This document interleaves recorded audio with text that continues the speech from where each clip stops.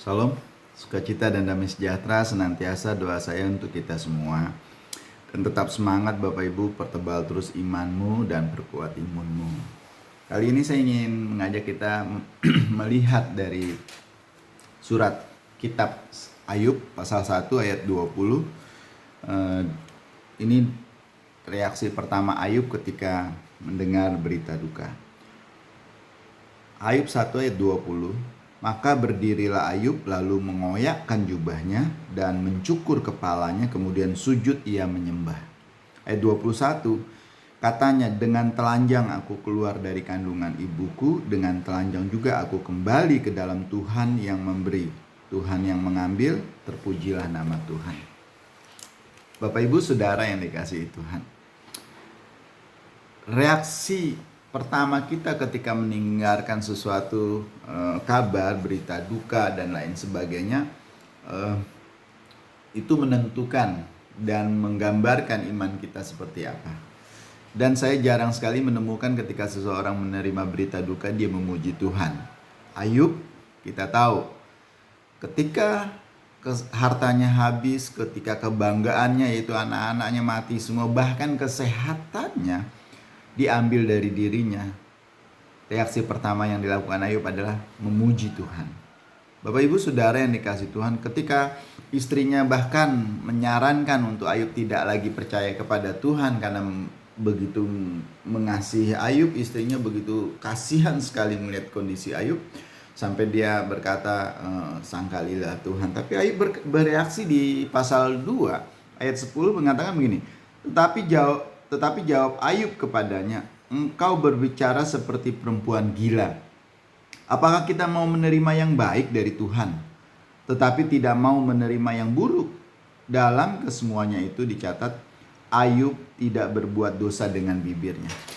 Dalam kondisi yang paling sulit sekalipun, dalam keadaan yang mustahil sekalipun yang dihadapi oleh Ayub, dikatakan dengan bibirnya dia tidak ada menghinakan Tuhan, atau dengan bibirnya dia tidak berdosa.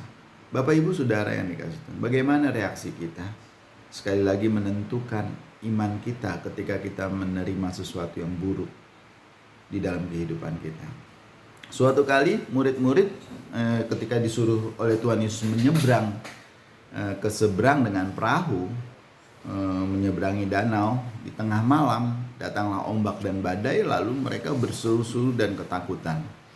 Dan reaksi ini adalah menurut saya sih wajar bagi setiap kita. Kita kalau cemas, kalau takut, biasanya jantung kita berdebar-debar, hati kita tergetar-getar, ada kecemasan, ada ketakutan, ada kekhawatiran, napas kita mungkin tersengal-sengal, dan kengerian yang buruk terbayang di depan mata ketika kita mengalami ketakutan seperti itu. Begitu juga dengan murid-murid, bahkan dikatakan kita pasti mati. Ini dicatat Bapak Ibu di dalam Markus pasal 6 ayat 45 ditulis begini, sesudah itu Tuhan Yesus segera memerintahkan murid-muridnya naik ke perahu dan berangkat lebih dulu ke seberang Betsaida. Sementara itu ia menyuruh orang banyak pulang. Setelah ia berpisah dari mereka, ia pergi ke bukit untuk berdoa. Ayat 47, ketika hari sudah malam, perahu itu sudah di tengah danau, sedang Tuhan Yesus sendirian di darat. Ketika ia melihat betapa payah mereka mendayung karena angin sakal, maka kira-kira jam 3 malam ia datang kepada mereka, berjalan di atas air dan hendak melawati mereka. Ketika mereka melihat dia berjalan di atas air, mereka mengira dia hantu. Lalu mereka berteriak-teriak sebab mereka semua melihat dia dan mereka pun merasa terkejut. Tetapi segera ia berkata kepada mereka, tenanglah, aku ini, jangan takut.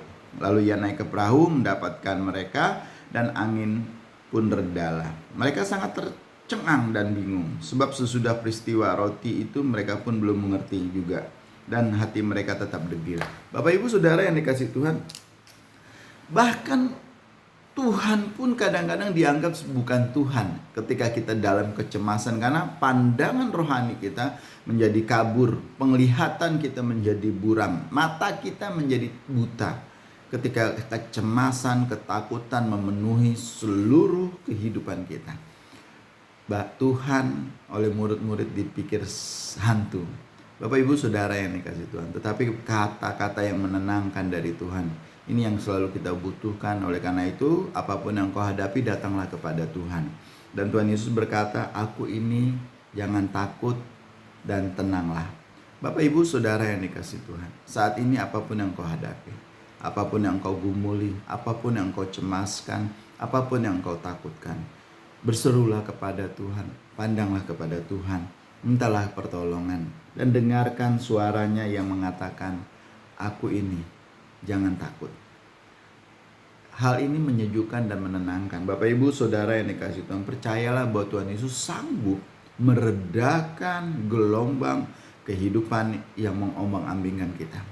Tuhan Yesus sanggup menenangkan angin sakal yang membuat kita menjadi merasa tidak ada kepastian. Tuhan Yesus sanggup berkata kepada kita, ini aku, tenanglah, jangan takut. Tuhan memberkati kita semua. Terima kasih ya Tuhan Yesus, Engkau sudah menolong kami untuk mengingat kembali bahwa Tuhan tidak pernah meninggalkan dan membiarkan kami.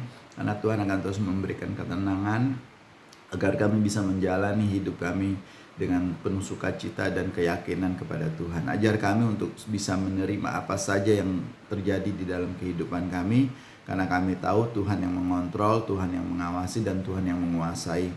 Tuntunlah terus kami Tuhan, ajarlah kami untuk tetap berharap dan melihat kepadamu. Di dalam nama Tuhan kami Yesus Kristus. Haleluya. Amin.